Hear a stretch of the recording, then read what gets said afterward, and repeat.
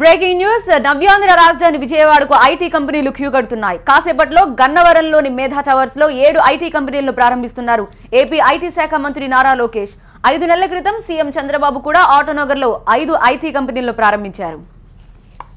హైదరాబాద్ మాదిరిగా ఇప్పుడు విజయవాడకు కూడా సాఫ్ట్వేర్ కంపెనీలు పరుగులు పెడుతున్నాయి. మేధా టవర్స్ లో 42,681 చదరపు అడుగుల విస్తీర్ణంలో 7 కంపెనీలు తమ కార్యకలాపాలు నిర్వహించబోతున్నాయి. అమెరికా, స్పెయిన్, జర్మనీ దేశాలకు చెందిన ఐటీ కంపెనీలు ఈసారి విజయవాడకు తరలి రావడం విశేషం. మొత్తం 12 కంపెనీలు మేధా టవర్స్ లో తమ కార్యకలాపాలను నిర్వహించబోతున్నాయి. ఒక్క హెచ్సిఎల్ ఐటీ కంపెనీని 1,00,000 చదరపు అడుగుల్లో బీపీఓని ఏర్పాటు చేస్తోంది. మొత్తానికి నవ్యాంధ్ర రాజధానికి తాజా మార్పులతో ఐటీ కళొచ్చింది. రాష్ట్రంలో ఐటీ కంపెనీలకు ఏపీ ప్రభుత్వం ప్రత్యేక ప్రోత్సాహకాలు అందిస్తోంది. అందుకే ఐటీ కంపెనీలు భారీగా తరలివస్తున్నాయి. మేధా టవర్స్ పక్కనే ఎల్ఎన్టీ సంస్థ మరో భారీ భవనాన్ని నిర్మిస్తోంది. ఐటీ కంపెనీల కోసమే ఈ భవనాన్ని నిర్మిస్తున్నారని తెలిపారు NRT chairman Vemuri Ravi. Nara Lokesh IT శాఖ మంత్రిగా బాధ్యతలు స్వీకరించిన నెల రోజుల్లోనే 2 లక్షల ఉద్యోగాలు కల్పించాలన్న ఉద్దేశంతో పనిచేస్తున్నట్లు తెలిపారు.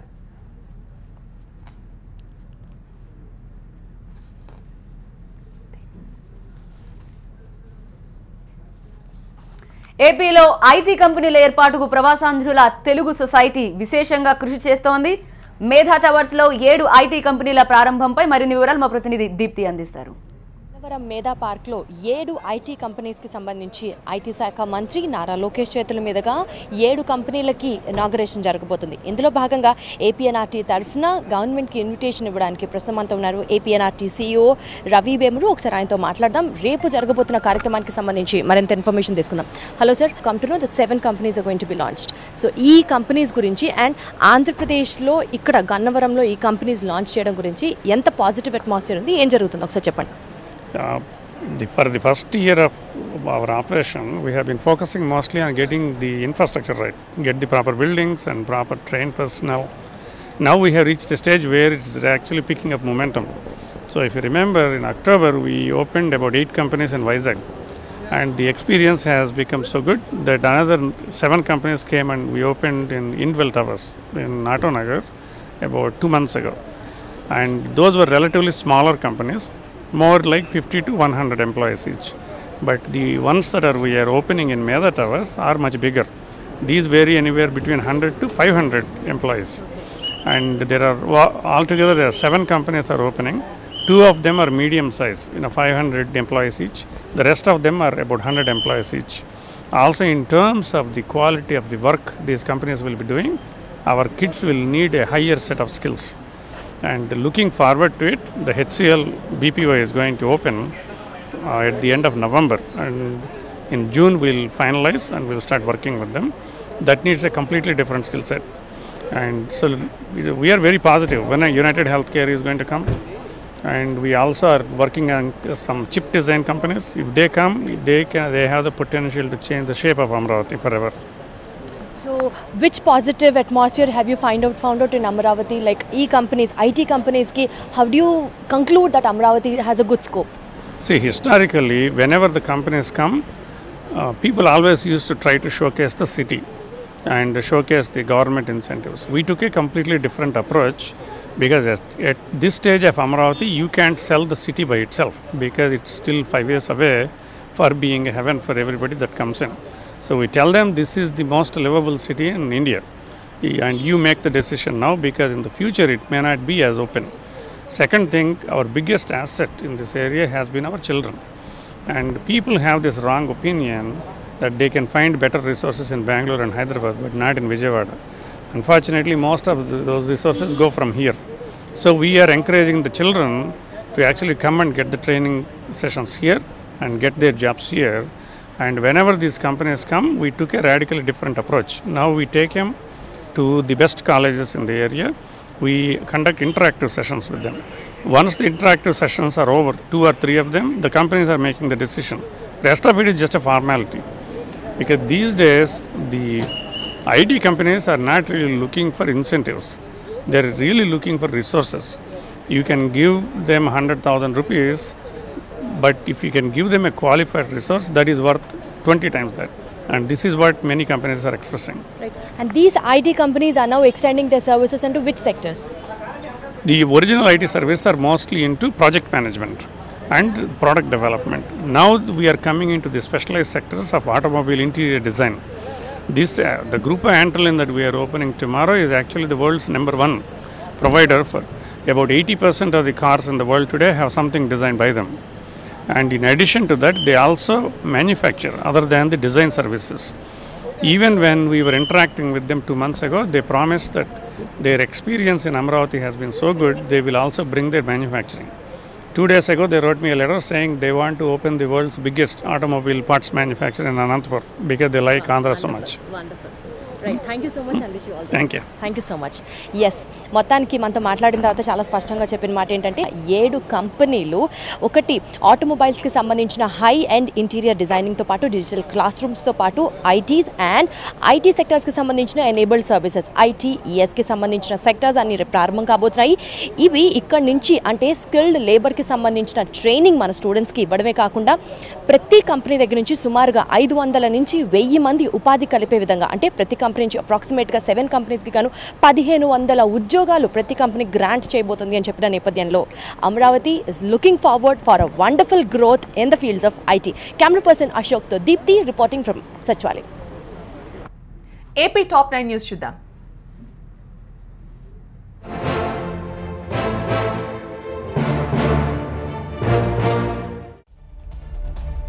ప్రభుత్వం నుంచి మంచి పనులు చేస్తున్నా పథకాలు ప్రవేశపెడుతున్న కొందరు చేస్తున్న తప్పుల వల్ల పార్టీకి ప్రభుత్వానికి చెడ్డ పేరు వస్తుందని టీడీపీ అధినేత చంద్రబాబు అసంతృప్తి వ్యక్తం చేశారు. అగ్రనేతల నుంచి కింది స్థాయి నేతల నిర్లక్ష్యంపై చంద్రబాబు సీరియస్ అయ్యారు. నేతల్లో లూజ్ టాక్ ఎక్కువైపోయిందని ఇలాంటి నేతలపై చర్యలుంటాయని టీడీపీ సమన్వయ కమిటీ మీటింగ్లో చంద్రబాబు క్లాస్ ఇచ్చారు. టీడీపీలో ద్వితీయ శ్రేణి నాయకత్వాన్ని బలోపేతం చేయాలని చంద్రబాబు సూచించారు. ఏపీ సీఎం చంద్రబాబు అమెరికా పర్యటనకు కేంద్రం గ్రీన్ సిగ్నల్ ఇచ్చేసింది. అయితే ముఖ్యమంత్రి వెంట అమెరికాకు వెళ్లే బృందంలో స్వల్ప మార్పులు జరిగాయి. పర్యటన బృందం జాబితా నుంచి మంత్రి నారా లోకేష్ పేరును తొలగించారు. ఈ నెల 4 నుంచి 11 వరకు సీఎం చంద్రబాబు 15 మంది సభ్యులతో అమెరికా పర్యటన వెళ్తున్నట్టు జీవో విడుదలైంది. రాష్ట్రానికి పెట్టుబడులు తేవడమే లక్ష్యంగా Washington DC, San Francisco, California, New York, షికాగోలో CM Chandrababu పర్యటిస్తారు. ఆంధ్రప్రదేశ్లో గృహ నిర్మాణ రంగాన్ని కుదేలు చేసే సిమెంట్ కంపెనీలు తీసుకున్న నిర్ణయంపై ఏపీ కేబినెట్లో సీరియస్ గా డిస్కషన్ జరిగింది. సిమెంట్ కంపెనీల తీరుపై ఆగ్రహం వ్యక్తం చేసిన కేబినెట్ రేట్లు తగ్గించకపోతే కఠిన చర్యలు తీసుకుంటామన్నారు. అవసరమైతే రాయితీలు కట్ చేయాలనే ఆలోచనలో ఉంది ప్రభుత్వం. త్వరలోనే సిమెంట్ కంపెనీల ప్రతినిధులతో సమావేశం కావాలని కూడా నిర్ణయించింది కేబినెట్. జీఎస్టీ సాకు చూపి సిమెంట్ ఉత్పత్తిని నిలిపేశారన్న ఆరోపణలు వినిపిస్తున్నాయి. రైతు దీక్ష పేరుతో జగన్ దొంగ దీక్ష చేశాడని ఎమ్మెల్సీ టీడీపీ అధికార ప్రతినిధి డొక్కా బాణిక్య వరప్రసాద్ ఆరోపించారు. రాజకీయ లక్ష్యంతో అధికారం కోసమే జగన్ దీక్ష చేశాడన్నారు. మిర్చికి మద్దతు ధర లేకపోయినా ప్రభుత్వం కింటాకు 1500 రూపాయల సబ్సిడీ ఇచ్చి ఆదుకుంటున్నారు. 2019లో ఎవరి భవిష్యత్ ఏంటో ప్రజలే నిర్ణయిస్తారన్నారు మాణిక్య వరప్రసాద్. చిత్తూరు ఎంపీ శివప్రసాద్ శాంతించారు. అంబేద్కర్ జయంతి రోజు చంద్రబాబు పాలనపై శివాలెత్తిన శివప్రసాద్ మెత్తబడ్డారు. తాజాగా విజయవాడలో సీఎంను కలిసిన శివప్రసాద్ గంటన్నర పాటు సమావేశమయ్యారు. తానెప్పుడు చంద్రబాబుకు వ్యతిరేకంగా మాట్లాడలేదన్నారు. చంద్రబాబుకు దళితులను మరింత చేరువ చేయాలనే ఉద్దేశంతోనే తాను అలా మాట్లాడానని వివరణ ఇచ్చారు. ప్రమాదాలకు నిలయంగా మారిన విశాఖ ఫార్మాసిటీలో మరో దుర్ఘటన జరిగింది. పరవాడలోని ఫార్మాసిటీ పరిధిలోని అజింకా బయోఫోర్ కంపెనీలో జరిగిన అగ్ని ప్రమాదంలో 2 కార్మికులు మృతి చెందారు. మరో 3 తీవ్రంగా గాయపడ్డారు. కంపెనీలో రియాక్టర్లను క్లీన్ చేస్తున్న సమయంలో కొన్ని సాల్వెంట్స్ ఒలికి నేల మీద పడ్డాయి. అదే సమయంలో అక్కడ సోడియం బొరాక్సైడ్ ఉండడం, సాల్వెంట్స్ తగలగానే అవి పొంగే గుణం ఉండడంతో అగ్ని ప్రమాదం సంభవించింది. ప్రకాశం జిల్లా పొదిలి సర్కిల్ పరిధిలోని దొనకొండ మండలం పట్టెపాడు గ్రామంలో గత నెల 28వ తేదీన వెంకటలక్ష్మిని గొడ్డలతో హత్య చేసిన కేసులో ఆమె భర్త సురవర్తరావుని పోలీసులు అరెస్ట్ చేశారు. భార్య మీద అనుమానంతోనే ఇలా చేశానని అంగీకరించాడు నిందితుడు. తనకిది 2వ పెళ్లి అని, 7 ఏళ్ల క్రితం మొదటి భార్యను కూడా అనుమానించేవాడని, ఆ బాధను తట్టుకోలేక ఆత్మహత్య చేసుకుందని గ్రామస్తులు తెలిపారు. అదనపు కట్నం కోసం భార్యను చంపేశాడు భర్త. చిత్తూరు జిల్లాలో జరిగింది ఘటన. కులాంతర వివాహం చేసుకున్న కార్తిక్, పుష్పలత శ్రీకాళహస్తి మండలం టీఎంబీ కండ్రికలోని ఓ అపార్ట్మెంట్లో నివాసం ఉంటున్నారు. శ్రీకాళహస్తి ఆలయంలో కాంట్రాక్ట్ పరిచాలకుడిగా పనిచేస్తున్నాడు కార్తిక్. అయితే ఉద్యోగం పర్మినెంట్ కోసం 2 లక్షలు తీసుకురావాలని గత కొంతకాలంగా వేధిస్తున్నాడు. తాజాగా ఆమెను తలపై కొట్టి హత్య చేశాడు. ఆ తర్వాత ఊరేసుకుని ఆత్మహత్య చేసుకున్నట్లు చిత్రీకరించాడు.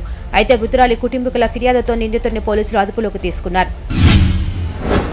బాహుబలి 2 పైరసీ వీడియో విశాఖ మార్కెట్లో హోల్సేల్ గా అమ్మకాలు జరిగిపోతున్నాయి. సీతంపేటలో కేవీఎస్ వీడియో వరల్డ్ లో హోల్సేల్ గా బాహుబలి 2 మూవీ డీవీడీలను విక్రయిస్తుండగా గాజువాకలో ఏకంగా నెట్లో డౌన్లోడ్ చేసిన వీడియోను చేతిలో పెడుతున్నారు. దీనిపై పక్కా సమాచారం అందుకున్న టాస్క్ ఫోర్స్ పోలీసులు విశాఖలోని సీతంపేట, గాజువాక ప్రాంతాల్లో సోదాలు చేశారు. 100కు పైగా బాహుబలి 2 హిందీ మూవీ సీడీలను స్వాధీనం చేసుకున్నారు. గాజువాకలో 5గురిని అరెస్ట్ చేశారు.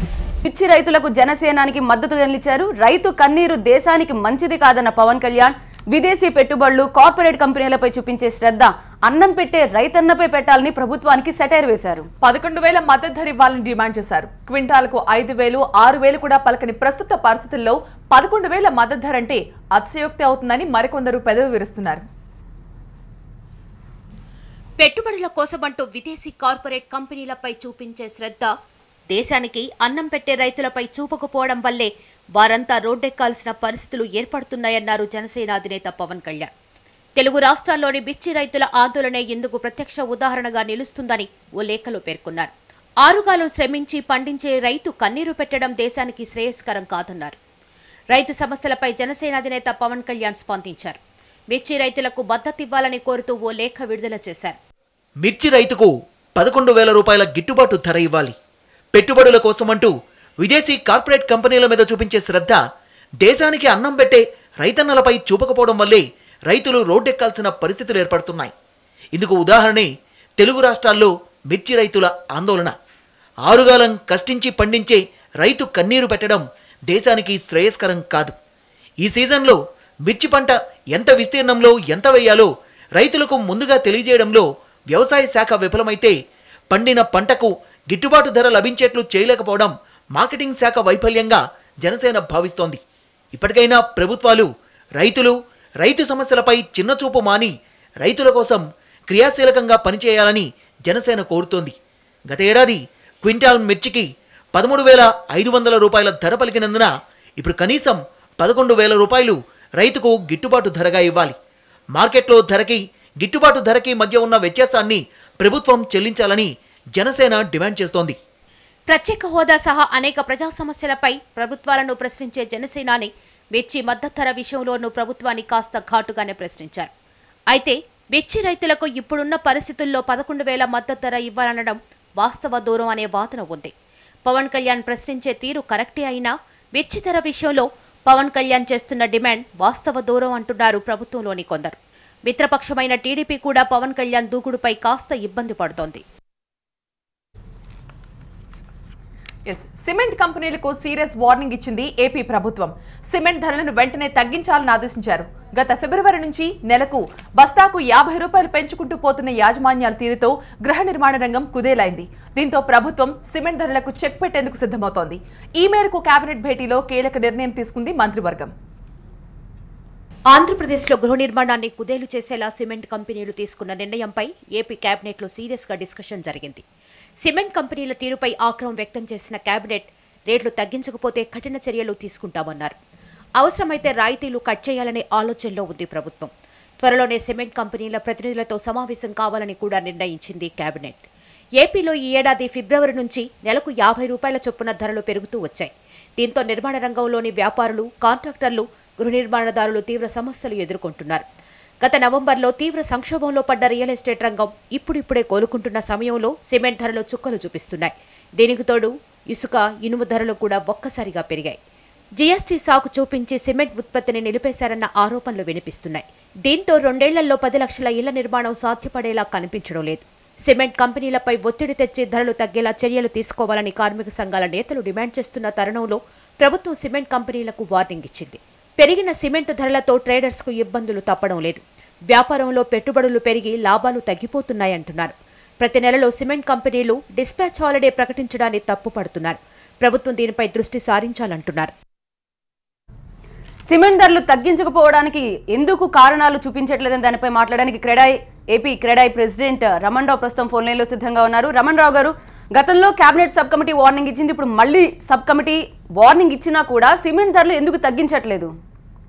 ఫస్ట్ ఆఫ్ ఆల్ అండి, నేను ఏపీ క్రెడాయ్ గారండి, విజయవాడ చాప్టర్ ప్రెసిడెంట్ ని. ఏపీ క్రెడాయ్ ప్రెసిడెంట్ మా శివారెడ్డి గారు, నేను విజయవాడ చాప్టర్ ప్రెసిడెంట్ ని. సారీ, సిమెంట్ ధరలు అంటే యాక్చువల్ గా ఫిబ్రవరిలో 230 రూపాయలు 240 రూపాయలు బస్తాన్ని ఒకసారి ఏప్రిల్ ఫస్ట్ వచ్చేసరికి 360 370 రూపాయలు చేశారండి. ఆ తర్వాత మేమందరం ఆందోళన చేసిన తర్వాత ప్రభుత్వానికి మా నిరసన తెలియజేసిన తర్వాత ప్రభుత్వం జోక్యం చేసుకోవాలని మేము కోరిన తర్వాత ప్రభుత్వం జోక్యం గ్రూప్ ఆఫ్ మినిస్టర్స్ ఫామ్ చేశారు సీఎం గారు కూడా చాలా సీరియస్ గా వార్నింగ్ ఇచ్చారని తెలిసింది. గ్రూప్ ఆఫ్ మినిస్టర్స్ 23వ తారీఖు 24వ తారీఖున వాళ్ళతో మీటింగ్ జరిగిన తర్వాత వాళ్ళు ప్రభుత్వం వాళ్ళని గట్టిగా కోరింది, మీరు సిమెంట్ ధరలు తగ్గించాల్సిందే, అదేవిధంగా వ్యాట్ కు సంబంధించి సీ ఫార్మ్స్ కూడా మీరు యాక్సెప్ట్ చేయాల్సిందే బిల్డర్స్ దగ్గర నుంచి అని గట్టిగా వార్నింగ్ ఇవ్వడం జరిగింది. 2 రోజుల్లో మళ్ళీ 27వ తారీఖు వస్తామని చెప్పారు. కానీ 27వ తారీఖు మీటింగ్ క్యాన్సిల్ అయింది. మన 1st తారీఖున జరిగింది. 1st తారీఖున కూడా జరిగిన మీటింగ్ లో కూడా ప్రభుత్వం వారితో చాలా గట్టిగా మాట్లాడింది.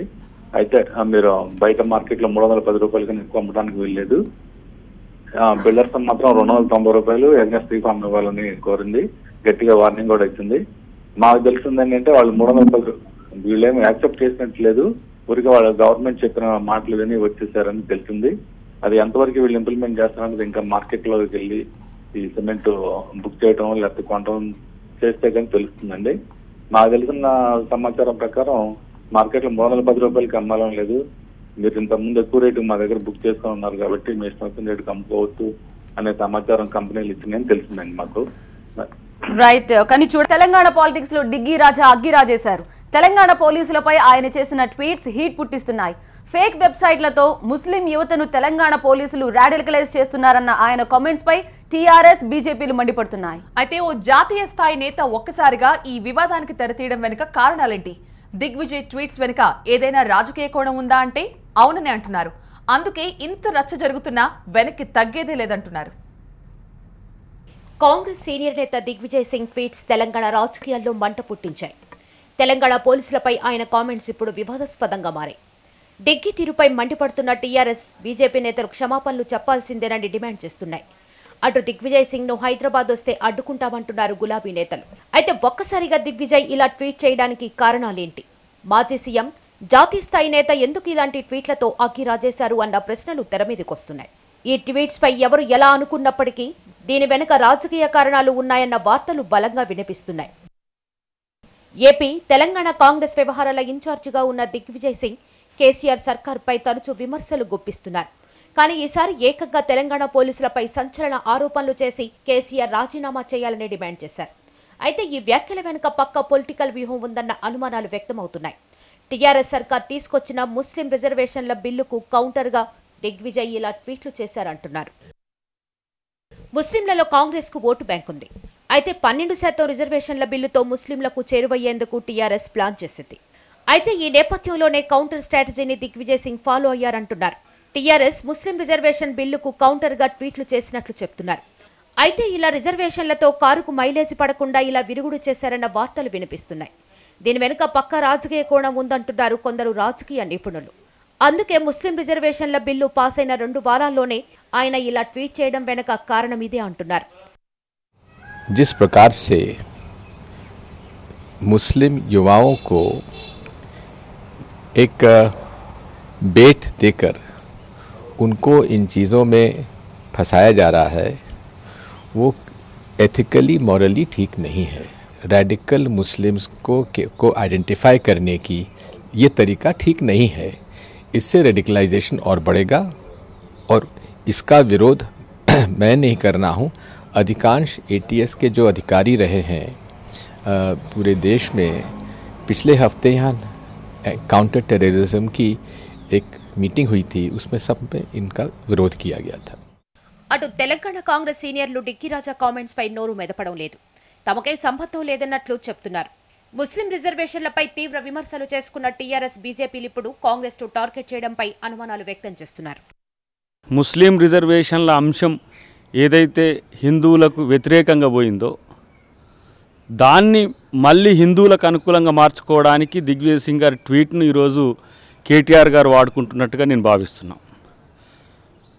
పోలీస్ రెస్పాండ్ అయిన తీరుకు, కేటీఆర్ రెస్పాండ్ అయిన తీరుకు రాజకీయ ప్రయోజనం ఆశించే ఇలాంటి వ్యాఖ్యలు చేసినట్టుగా నేను భావిస్తున్నా.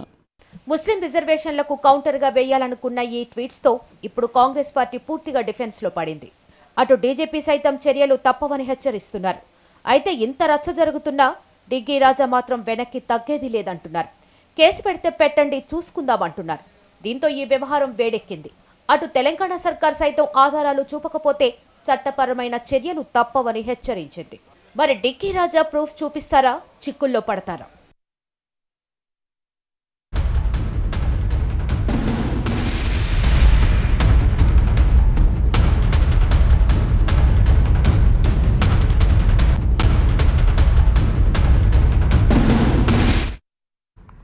Breaking news. చిన్నారుల ప్రాణాలతో స్విమ్మింగ్ పూల్స్ యజమానులు చెలగాటమాడుతున్నారు. పర్మిషన్స్, ట్రైన్డ్ కోచ్లు లేకుండానే స్విమ్మింగ్ పూల్స్ నిర్వహిస్తున్నారు. సమ్మర్ వచ్చిందంటే చాలు స్విమ్మింగ్ పూల్ ఒక వ్యాపారంగా మారిపోయింది. డబ్బులే పరమావధిగా మారిన నిర్వాహకులు నిబంధనలు ఎక్కడా పాటించడం లేదు. ఇక భద్రతా ప్రమాణాలను కూడా పట్టించుకోవడం లేదు. హైదరాబాద్ శివార్లోని గాజుల రామారంలో స్విమ్మింగ్ పూల్ ఓ బాలుని పొట్టన పెట్టుకుంది. ఈత నేర్చుకునేందుకు వెళ్లిన హరీష్ శవమై తేలడంతో తల్లిదండ్రులు బోరున విలిపిస్తున్నారు. గాజుల రామారంలో బ్లూ డాల్ఫిన్ స్విమ్మింగ్ పూల్ ముందు ధర్నాకు దిగారు బాలుడి బంధువులు. విషయం తెలుసుకున్న పోలీసులు స్పాట్ కి చేరుకుని వివరాలు సేకరించారు. నిర్వాహకుడిపై కేసు నమోదు చేసి అరెస్ట్ చేశారు. తమకు న్యాయం చేయాలని తల్లిదండ్రులు డిమాండ్ చేస్తున్నారు.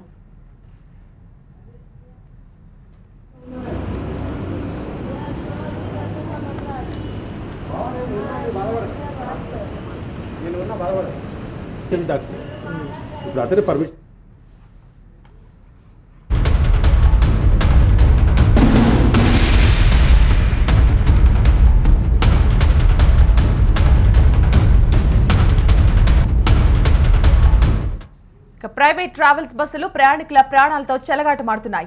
అతి వేగమే లక్ష్యంగా దూసుకెళ్తున్న ప్రైవేట్ బస్సులు జనానికి చుక్కలు చూపిస్తున్నాయి. బస్సు ఎక్కితే క్షేమంగా ఇంటికి చేరతామా అన్న గ్యారంటీ లేదు. మధ్యలో ఎక్కడ ఏ ప్రమాదం ముంచుకొచ్చి ప్రాణాలు తీస్తుందోనన్న భయంతో ఈ బస్సులో ప్రయాణించాల్సి వస్తోంది.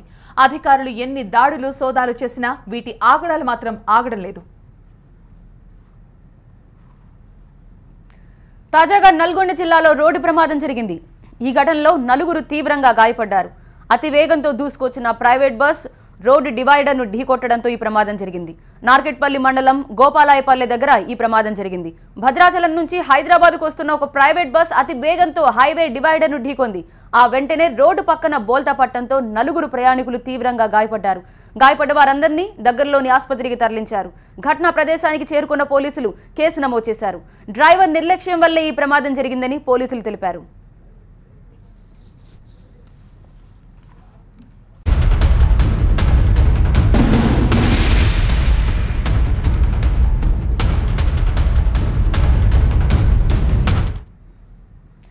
డ్రైవర్ నిర్లక్ష్యం ఆ కుటుంబాన్ని చిన్నాభిన్నం చేసింది.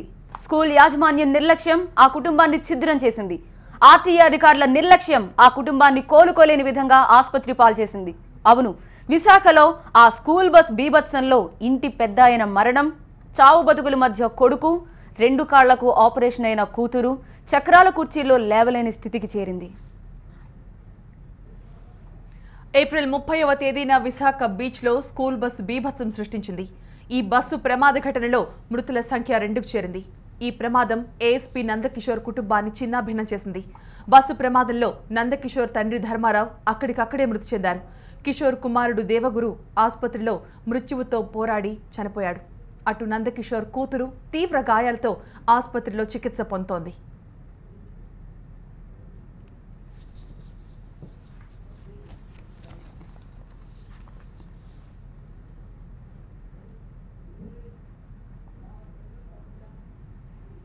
హృదయ విదారకంగా మారిన ఈ ఘటన తర్వాత కుటుంబం ఎలాంటి విషాద ఛాయలు అనుకుందో మా ప్రతినిధి దేవి విశాఖ నుంచి మనకి లైవ్లో అందిస్తారు. దేవి, ఆ కుటుంబం ఎంత బాధాకరమైన పరిస్థితుల్లో ఉందో మనం అర్థం చేసుకోవచ్చు. కానీ వాళ్ళు ఏమైనా మాట్లాడడానికి సిద్ధంగా ఉన్నారా? మీడియాతో మాట్లాడుతున్నారా? ఎస్ దేవి, అయితే ఇప్పుడు విశాఖలో కలకలం సృష్టించినటువంటి ఈ బీచ్ రోడ్లో జరిగిన బస్ యాక్సిడెంట్లో ఒక కుటుంబం మొత్తం కూడా విషాదకర ఛాయలు అలుముకునేలా చేసిన ఒక కుటుంబంలో అడిషనల్ ఎస్పీగా పనిచేస్తున్నటువంటి నందకిషోర్ ఇప్పటికే తన తండ్రిని కోల్పోయారు. అయితే ఆ బాధ నుంచి ఇంకా బయటకు రాకముందే 3 రోజులు గడవక ముందే తన కొడుకు ఎవరైతే ఉన్నారో తన కొడుకును కూడా దేవగురు 11 ఏళ్ల ఆ బాబుని కూడా ఈరోజు ట్రీట్మెంట్ పొందుతూ ఈరోజు మృతి చెందడం జరిగింది. అయితే కడసారి తండ్రి చూపుని ఏ విధంగా అయితే నోచుకోలేదు, ఈరోజు కొడుకు చూపును కూడా నోచుకోని విధంగా అతను కూడా ట్రీట్మెంట్ పొందుతున్నారు. అయితే ఇది నిజంగా వాళ్ళ కుటుంబంలో తీరని దుర్ఘటన అని ప్రతి ఒక్కరిని కూడా కలిచివేస్తుంది. విశాఖలో ఉన్న ప్రతి ఒక్కరూ కూడా కంటతడి పెట్టే పరిస్థితికి తీసుకొచ్చింది. ఎందుకంటే ఆహ్లాదకరంగా ఒక వాతావరణంలో గడుపుదాం అనుకున్నారు. అయితే నందకిషోర్ విశాఖలో ఒక 1 month క్రితం ట్రాన్స్కో చీఫ్ విజిలెన్స్ ఆఫీసర్గా పనిచేసేవారు. అయితే ట్రాన్స్ఫర్లో ఏపీ స్టేట్ ఇన్వెస్టిగేషన్ బ్యూరోలో అడిషనల్ ఎస్పీగా జాబ్ రావడంతో అక్కడ బదిలీ అవడంతో విశాఖ నుంచి విజయవాడకు 1 month క్రితమే వెళ్ళడం జరిగింది. అయితే ఒక్క నెల తర్వాత అంటే ఇప్పుడు అకాడమిక్ ఇయర్ స్టార్ట్ అవుతున్న నేపథ్యంలో తన 2 పిల్లల టీసీలు తీసుకుందామని విశాఖకు చేరుకున్నారు. కానీ వాళ్ళకి తెలియదు మృత్యు శకటం బస్సు రూపంలో వచ్చి వాళ్ళందరినీ కూడా బలి తీసుకుంటుంది, తన తండ్రిని కొడుకుని కూడా కోల్పోయే విధంగా చేస్తుందని ఆ కుటుంబానికి అంతకు ముందు తెలీదు.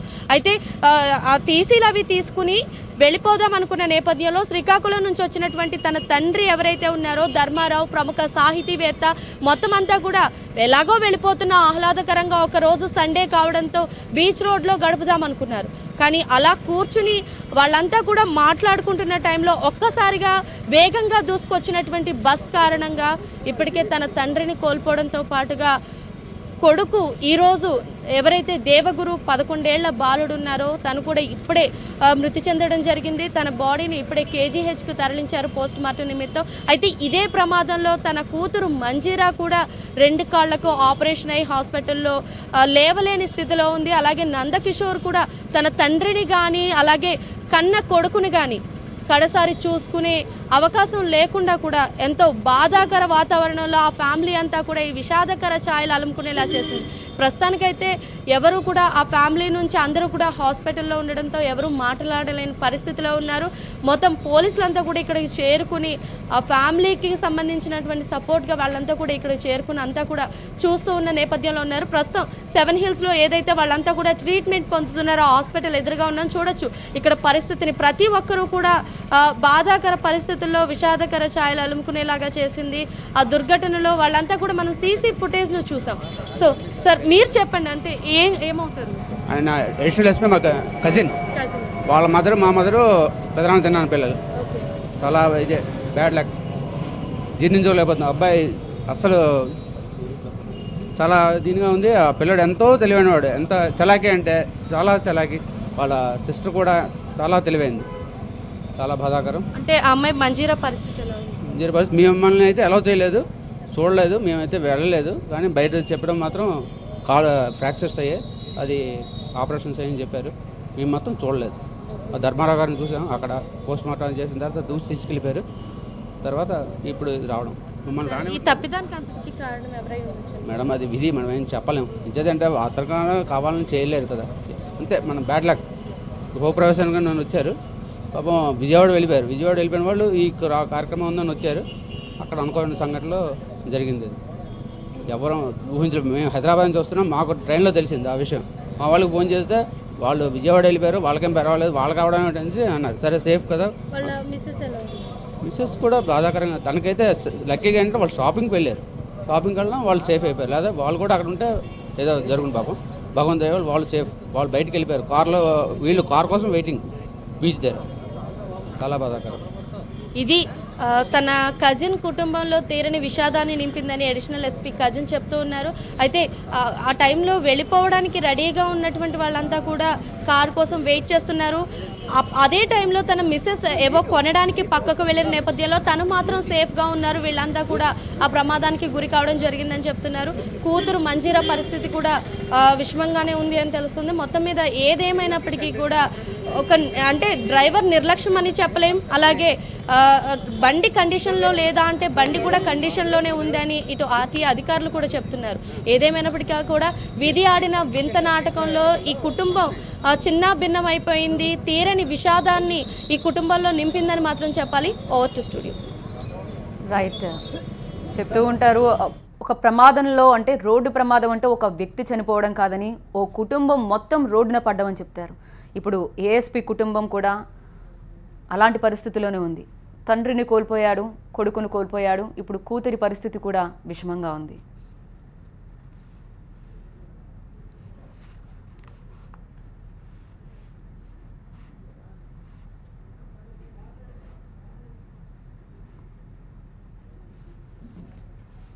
యూపీ సీఎం యోగి ఆదిత్యనాథ్ మరో సంచలన నిర్ణయంతో అందరి దృష్టి ఆకర్షిస్తున్నారు. ఈసారి విద్యార్థుల భవిష్యత్తును తీర్చిదిద్దే ప్రభుత్వ పాఠశాలలపై ఆయన ఫోకస్ పెట్టారు. పిల్లలకు లెక్చర్లు ఇచ్చే టీచర్లకే క్లాస్ పీకారు. స్కూల్కు సరిగా రావాలని, సమయపాలన పాటించాలని హెచ్చరించారు. అంతేకాదు స్కూల్ గోడలపై టీచర్ల ఫోటోలుండాలని ఆదేశించారు. యాంటీ రోమియో స్క్వాడ్స్, పోలీసింగ్లో సంస్కరణలు, యువతకు ఉపాధి వంటి సంచలన నిర్ణయాలతో దూసుకుపోతున్న యూపీ సీఎం యోగి ఆదిత్యనాథ్ మరో సెన్సేషనల్ నిర్ణయం తీసుకున్నారు. ప్రభుత్వ పాఠశాలల్లో ప్రమాణాలు పెంచేందుకు ఉపాధ్యాయులకు కఠిన పరీక్షలు పెట్టబోతున్నారు. ఉపాధ్యాయులు స్కూళ్ల సమయానికి వెళ్లాలని, నాణ్యమైన విద్యను బోధించాలనే కండిషన్స్ పెట్టారు. అలాగే ఉపాధ్యాయుల ఫోటోలను ప్రతి స్కూల్లో గోడ మీద అంటించాలని ఆదేశించారు. సరిగ్గా పాఠాలు చెప్పకపోయినా, సమయానికి స్కూల్కు రాకపోయినా కఠిన చర్యలుంటాయని హెచ్చరించారు. అంతేకాదు టీచర్ల వ్యవహారం గురించి విద్యార్థులను ప్రశ్నించాల్సి ఉంటుందని క్లాస్ పీకారు. యోగి నియోజకవర్గం గోరఖ్పూర్లో ఉపాధ్యాయులతో సమావేశమైన యోగి వారికి సీరియస్ గా క్లాస్ పీకారు. ప్రాథమిక పాఠశాలల నుంచి ఉన్నత పాఠశాలల వరకు ప్రమాణాలు ఘోరంగా పడిపోయాయని ఆయన ఆవేదన వ్యక్తం చేశారు. కొంతమంది టీచర్లు జీతాలకు తగినట్టు పనిచేయడం లేదన్నారు. మరికొంతమంది తమకు బదులు వేరే వాళ్లతో పాఠాలు చెప్పిస్తున్న విషయాన్ని గుర్తు చేశారు. ఇక మీదట పాఠశాలల్లో ఇలాంటి ఆటలు సాగవని గట్టి వార్నింగ్ ఇచ్చిన యోగి అందుకే టీచర్లందరి ఫోటోలను గోడ మీద అంటించాలని ఆదేశించామన్నారు. ప్రభుత్వ పాఠశాలల్లో ప్రమాణాలు పెంచాలంటే కఠిన చర్యలు తప్పవని చెప్పారు. యోగి ఆదిత్యనాథ్ సీఎంగా బాధ్యతలు చేపట్టినప్పటి నుంచి డైనమిక్ నిర్ణయాలతో దూసుకెళ్తున్నారు. ప్రభుత్వ అధికారులను పరుగులు పెట్టిస్తున్నారు. పనిచేయని అధికారులకు ఉద్వాసన పలుకుతున్నారు. మరికొంతమందికి వార్నింగ్ ఇచ్చి దారిలోకి తెచ్చుకుంటున్నారు. మొత్తంగా యూపీలో యోగి తన మార్పు పాలనతో పాలనను కొత్త పుంతలు తొక్కిస్తున్నారు.